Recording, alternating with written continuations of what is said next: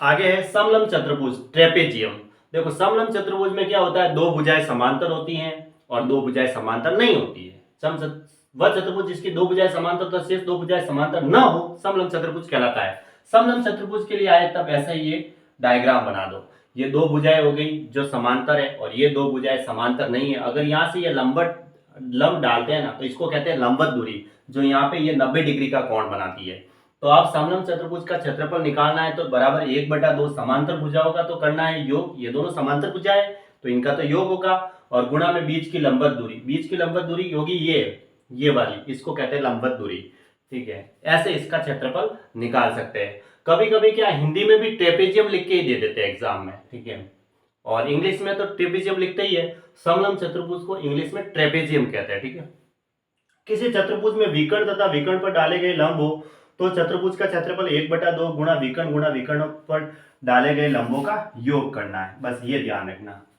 ठीक है, कैसे, ये रहा यहाँ गुणा है।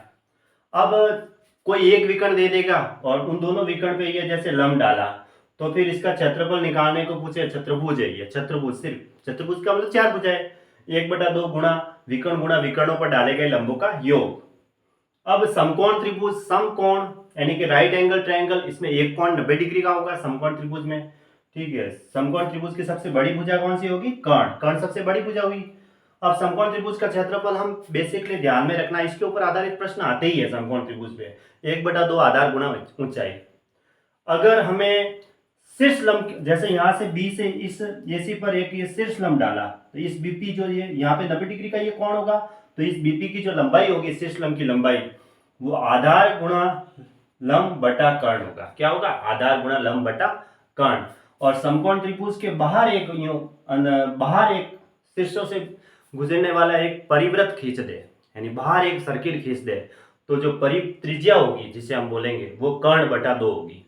ठीक है, अगर बाहर वृत्त खींचेंगे तो परिवृत्त होगा, तो इसकी जो परित्रिज्या होगी उसको कहेंगे कर्ण बटा 2, कर्ण की आधी होती है।